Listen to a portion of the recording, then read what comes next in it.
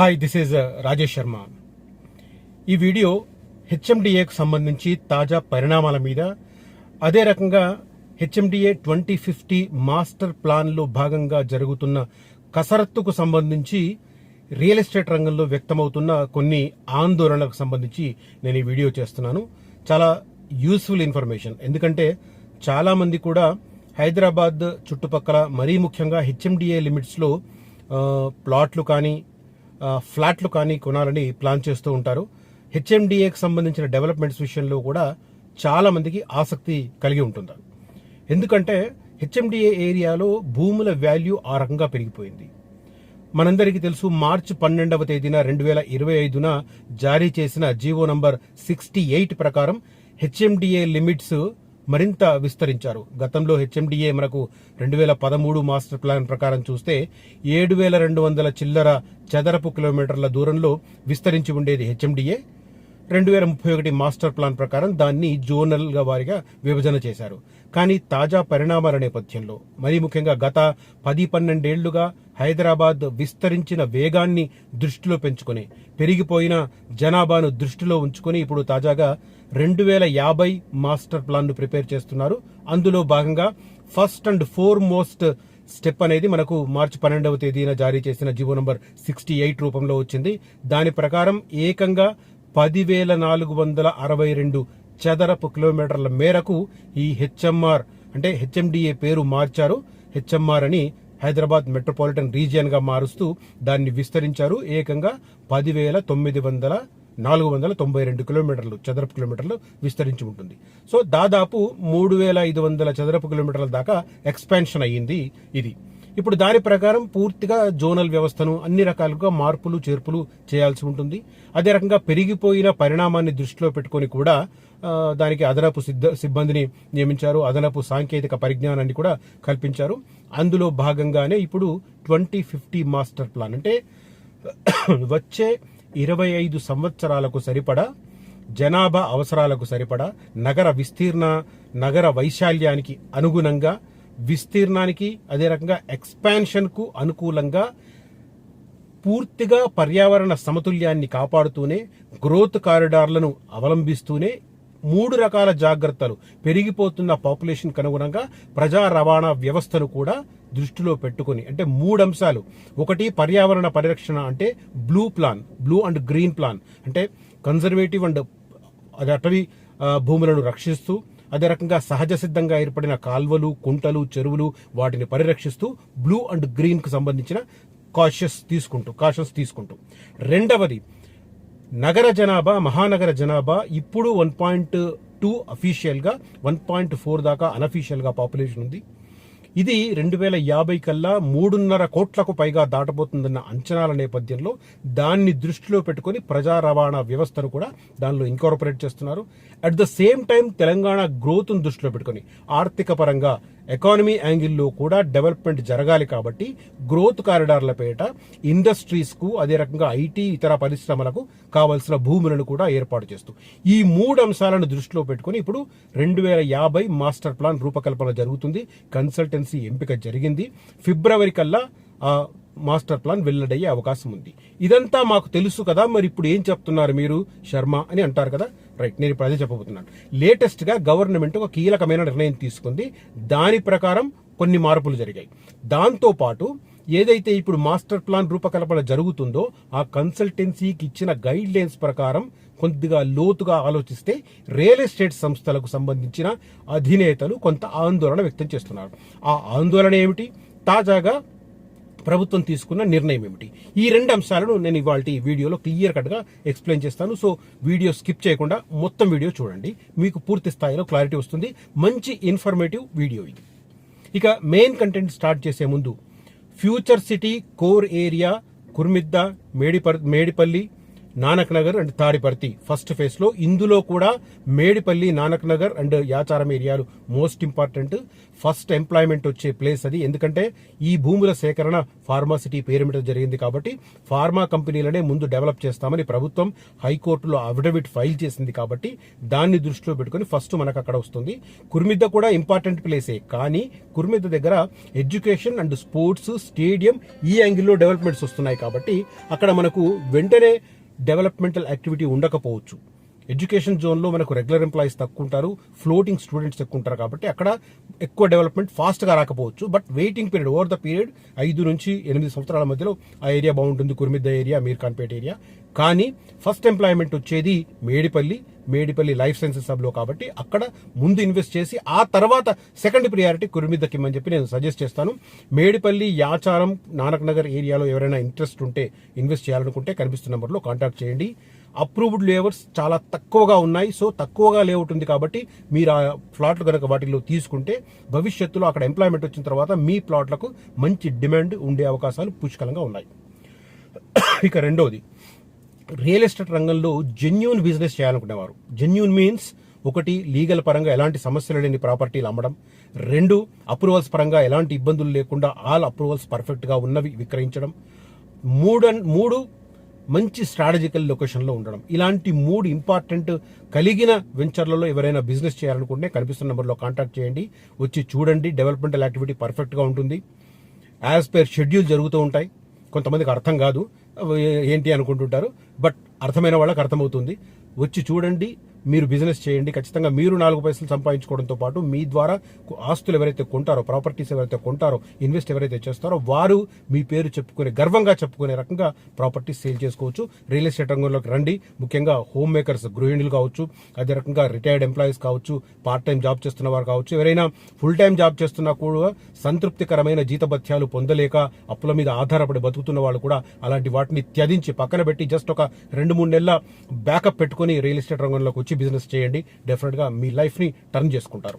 కనిపిస్తున్న నెంబర్లో కాంటాక్ట్ చేసి నన్ను మీట్ అవ్వండి. నాగోల్ దగ్గర మా ఆఫీస్, నాగోల్ మెట్రో స్టేషన్ దగ్గర మా ఆఫీస్ ఉంటుంది. ఇక మెయిన్ కంటెంట్ లోకి వచ్చేస్తున్నాను. ప్రధానంగా గవర్నమెంట్ తీసుకున్న ఒక నిర్ణయం గురించి చెప్తాను. గవర్నమెంట్ ఆల్మోస్ట్ ఒక 1 year బ్యాకే ముఖ్యమంత్రి రేవంత్ రెడ్డి గారు ఒక అంశాన్ని ప్రస్తావించారు. ఏంటంటే ఔటర్ రింగ్ రోడ్డు లోపలంతా కాస్మోపాలిటన్ సిటీగా, తర్వాత ఔటర్ రింగ్ రోడ్ నుంచి రీజనల్ రింగ్ రోడ్ మధ్య అర్బన్ ఏరియాగా, ఆ తర్వాత రీజనల్ రింగ్ రోడ్డు బయటంతా రూరల్ తెలంగాణగా 3 క్లస్టర్లుగా విభజించి రాష్ట్రాన్ని డెవలప్ చేస్తామని. దానికి అనుగుణంగానే ఇప్పుడు లేటెస్ట్ గా హెచ్ఎండిఏ ఏదైతే ఉందో హెచ్ఎంఆర్ గా మారింది. హెచ్ఎంఆర్ కు సంబంధించి ఔటర్ రింగ్ రోడ్డు లోపలున్న దాన్ని ఒక జోన్ గా ఖరారు చేశారు. అంటే హెచ్ఎండిఏను 2 జోన్లుగా విభజించారనమాట. HMR Hyderabad metropolitan region HMDA place లో వచ్చింది. ఇంకా అది ప్రజా బాహుల్యంలోకి ఆ హెచ్ఎంఆర్ అనే పదం చొచ్చుకుపోలేదు కాబట్టి నేను అక్కడక్కడ హెచ్ఎండిఏ అని వాడుతుంటాను, అక్కడక్కడ హెచ్ఎంఆర్ అని వాడుతుంటాను. 2 ఒకటే. హెచ్ఎంఆర్ఏ, ఫ్యూచర్ అంతా హెచ్ఎంఆర్ఏ, రైట్. ఈ హెచ్ఎంఆర్ ని 2 భాగాలుగా చేశారు. ఒకటి ఔటర్ రింగ్ రోడ్డుకు లోపలి భాగం అంతా, అంటే జిహెచ్ఎంసీ ఏరియాలో ఉన్నదంతా హెచ్ఎండిఏకి సంబంధించి. ఆ తర్వాత ఔటర్ రింగ్ రోడ్ నుంచి రీజనల్ రింగ్ రోడ్ మధ్య ఉన్న ఈ హెచ్ఎంఆర్ ఏరియా అంతా జోన్ 2 కింద మార్చారు. ఇది మెయిన్ గా డెవలప్ చేసిన నిర్ణయం తీసుకుంది గవర్నమెంట్. ఔటర్ సరిహద్దుగా కోర్ అర్బన్ ఏరియా, ఆ తర్వాత ఔటర్ నుంచి బయట సబర్బన్ గా విభజన. హెచ్ఎండిఏలో 2 రీజియన్లు. పాలనా సౌలభ్యం కోసం హెచ్ఎండిఏను 2 రీజియనల్ గా విభజించారు. ఒకటి ఔటర్ రింగ్ రోడ్డు పరిధిలోని కోర్ అర్బన్ రీజియన్ కాగా మరొకటి ఓఆర్ఆర్ నుంచి హెచ్ఎండిఏ పరిధి వరకు ఉండే సబర్బన్ రీజియన్. కొన్ని చోట్ల రీజనల్ రింగ్ రోడ్డు దాటి కూడా ఉంటుందంట. ఇప్పుడు దీని ప్రకారం చూడాలి ఎట్లా ఉంటుందో, నాకు ఫైనల్ కాలేదు కాబట్టి తెలియదు ఇంకా. హెచ్ఎండిఏ మెరుగైన పట్టణాభివృద్ధికి వీరుగా ముఖ్యమంత్రి రేవంత్ రెడ్డి సూచనల మేరకు ఈ మార్పులు చేశారు. ఈ రీజియన్లకు జాయింట్ మెట్రోపాలిటన్ కమిషనర్లను సైతం నియమిస్తూ తాజాగా ప్రభుత్వం నిర్ణయం తీసుకుంది. జస్ట్ విభజించడమే కాకుండా 2 ఏరియాలకు వేరువేరుగా జాయింట్ కమిషనర్లను కూడా నియమించారు. వీరిద్దరు, ఈ జాయింట్ కమిషనర్లు ఇద్దరు హెచ్ఎండిఏ మెయిన్ చీఫ్ కమిషనర్ కి రిపోర్ట్ చేస్తారు. స్పెషల్ గ్రేడ్ మున్సిపల్ కమిషనర్ స్థాయి అధికారి, అంటే ఈ జాయింట్ కమిషనర్ గా నియమించే వ్యక్తి ఎలా ఉంటారంటే joint metropolitan commissioner suburban region గా వెంకన్నకు joint metropolitan commissioner core urban region metro rail గా పోస్టింగ్లు ఇచ్చారు. వీరంతా హెచ్ఎండిఏ పరిధిలో ఉంటారు. ఒకరేమో స్పెషల్ గ్రేడ్ మున్సిపల్ కమిషనర్ స్థాయి అధికారి ఉపేందర్ రెడ్డి, ఆయన ఏంటంటే హెచ్ఎండిఏ సబర్బన్ రీజియన్, అంటే ఔటర్ రింగ్ రోడ్ నుంచి రీజనల్ రింగ్ రోడ్డు మధ్య ఉండేదానికేమో ఆర్ ఉపేందర్ రెడ్డి గారు ఉంటారు జాయింట్ కమిషనర్ గా. తర్వాత కోర్ అర్బన్ మెట్రో రైల్ కు రెండింటికి కంబైన్డ్ గా టి వెంకన్న ఆయన జాయింట్ మెట్రోపాలిటన్ కమిషనర్ గా ఉంటారు. వీళ్ళిద్దరికి పర్యవేక్షించారు. హెచ్ఎండిఏ కమిషనర్ పర్యవేక్షణలో వీళ్ళిద్దరు విధులు నిర్వహిస్తారు. నేను ఇందాక నంబర్స్ కూడా చెప్పాను కదా క్లియర్ గా ఎంత ఎక్స్పాండ్ చేశారు ఏంటనేది. మొత్తం మీద ఓఆర్ఆర్ పరిధిలోని ప్రాంతం అంతా సుమారు 2000 చదరపు కిలోమీటర్ల విస్తీర్ణంలో ఉండగా ఓఆర్ఆర్ నుంచి హెచ్ఎండిఏ పరిధి వరకు ప్రాంతం దాదాపు 8000 చదరపు కిలోమీటర్లకు పైగా ఉంటుంది. అంటే సబర్బన్ ఏరియానే ఎక్కువ అన్నమాట. ఇది లేటెస్ట్ గా హెచ్ఎండిఏకు సంబంధించి ప్రభుత్వం తీసుకున్న తాజా నిర్ణయం. ఇప్పుడు ఇక అసలు రియల్ ఎస్టేట్ రంగంలో పెద్ద వాళ్ళకి ఎందుకు వర్రీ అవుతుంది అనేది చెప్తాను. ఇప్పుడు మనందరికీ తెలుసు 2013లో చాలా ప్రాంతాలను R1, R2 జోన్ గా పెడుతూ కొంత కన్జర్వేటివ్ గా పెడుతూ ఆ రకమైన నిర్ణయాలు తీసుకున్నారు. కొన్ని గ్రోత్ కారిడార్లుగా ఏర్పాటు చేశారు. కానీ ఆ రోజు ప్రభుత్వం ఆశించిన దానికి భిన్నంగా చాలా ప్రాంతాల్లో పరిణామాలు చోటు చేసుకున్నాయి. ఫర్ ఎగ్జాంపుల్ చెప్తాను. ఇప్పుడు నేను కందుకూరు దగ్గర ఫామ్ ప్లాట్ కొంతమంది చెప్తుంటాను. నేను కందుకూరుకు జస్ట్ 2 కిలోమీటర్స్ దూరంలో నేదునూరు అనే విలేజ్ ఉంటుంది. నేదునూరు 2013లో హెచ్ఎండిఏ మాస్టర్ ప్లాన్ ప్రిపేర్ చేసినప్పుడు అది చిన్న తాండా. ఆ చిన్న తండ కాబట్టి ఆ సరౌండింగ్ ఏరియా మొత్తాన్ని కన్జర్వేటివ్ ఏరియాలో పెట్టింది ఆ రోజు. బట్ ఇవాళ పరిస్థితి మారింది. కందుకూరు ఒక టౌన్ లాగా డెవలప్ అయింది, మున్సిపాలిటీ కాబోతోంది. 12 ఏళ్ల పరిణామ క్రమంలో కందుకూరు సరౌండింగ్ లో ఒక 10 కిలోమీటర్ల రేడియస్ లో పూర్తిగా అర్బనైజేషన్ అయింది. కాబట్టి ఇప్పుడు అక్కడ కన్జర్వేషన్ ఏరియా పెట్టడం అనేది కరెక్ట్ కాదు, దాన్ని మార్చాలి. ఈ రకంగా మొత్తం ఎక్స్పాండ్ అయిన ఈ 10,472 చదరపు కిలోమీటర్ల దూరం ఏదైతే ఉందో ఆ పరిధిలో చాలా ప్రాంతాలను జోన్ల వారీగా మార్పులు చేర్పులు చేయాల్సిన అగత్యం ఉంది. దానికి తోడు ఆనాటి ప్రభుత్వం జీవో 111ను ఎత్తివేయాలని ప్రయత్నాలు చేసింది. దాంట్లో భాగంగా అప్పుడు కొంత ఆల్రెడీ కొంత జోన్లు మార్పిడి అటువైపు జరిగింది. కానీ అటువైపు ఇప్పుడు ఇంకా ఆ కన్జర్వేటివ్ ప్రాంతాన్ని ఉంచాల్సిన పరిస్థితి. 111 జీవోను ఈ జీవితంలో ఈ శతాబ్దంలో ఎత్తివేసే పరిస్థితి లేదు. కాబట్టి ఆ ఏరియాలో మార్చిన అర్బనైజ్ చేసిన రెసిడెన్షియల్ ఏరియా మార్చింది కూడా మళ్ళీ ఇప్పుడు కన్జర్వేటివ్ కింద పెట్టాలి. ఆ రోజు R1, R2 అనేసరికి చాలా మంది లేఅవుట్లు వేసుకున్నారు, లేఅవుట్లకు అప్రూవల్ చేసుకున్నారు, అప్రూవల్స్ తెచ్చుకున్నారు. మరి ఇప్పుడు వాటిని మళ్ళీ కన్జర్వేటివ్ కిందకి మారిస్తే వాటి పరిస్థితి ఏంటి అనేది ఇప్పుడు రియల్ ఎస్టేట్ రంగాలకు సంబంధించిన ప్రధానమైన ప్రశ్న. జోన్లు మారుతాయి డెఫినెట్ గా. నేను ఇందాక చెప్పాను కదా, 3 అంశాలను దృష్టిలో పెట్టుకుంది. ఒకటి సహజ సిద్ధంగా ఏర్పడిన అటవీ ప్రాంతం కావచ్చు, కన్జర్వేటివ్ ఏరియా కావచ్చు, అదే రకంగా చెరువులు, కుంటలు, కాలువలు వంటి ప్రాంతాలు కావచ్చు. వీటిని బ్లూ అండ్ గ్రీన్ కింద వీటిని ప్రొటెక్ట్ చేయడానికి ఒక ఇంపార్టెన్స్. 2, ఆర్థికపరమైన గ్రోత్ కోసం గ్రోత్ కారిడార్లను ఏర్పాటు చేస్తూ ఇండస్ట్రీస్కి అనుగుణంగా, ఐటీ పరిశ్రమలకు వాటికి సంబంధించి అనుగుణంగా కొన్ని భూములను కేటాయించాలి. 3వది వచ్చేసి నగర విస్తరణ జరిగి విపరీతమైన పాపులేషన్ పెరిగి 2050 కల్లా 3.5 కోట్ల పాపులేషన్ కాబోతున్న నేపథ్యంలో దానికి అనుగుణంగా ప్రజా రవాణా వ్యవస్థను కూడా ప్లాన్ చేయాలి. దానికోసం రోడ్లు, మిగతా మెట్రో రైలుకు సంబంధించిన భూములను కూడా కొంత రిజర్వ్ చేయాల్సిన పరిస్థితి. ఈ 3 అంశాలను దృష్టిలో పెట్టుకున్నప్పుడు చాలా ప్రాంతాలలో ఈ జోనల్ల మార్పిడి అనేది చాలా కీలకం అవుతుంది. అంటే కొన్ని చోట్ల కన్జర్వేటివ్ జోన్ను రెసిడెన్షియల్ జోన్ కింద మారుస్తారు. కొన్ని ఆల్రెడీ గత ప్లాన్ ప్రకారం రెసిడెన్షియల్ జోన్ కింద పెట్టిన వాటిని మళ్లీ తిరిగి కన్జర్వేటివ్ కింద మార్చాల్సిన పరిస్థితి. ఎందుకంటే పర్యావరణ సమతుల్యత అనేది మోస్ట్ ఇంపార్టెంట్.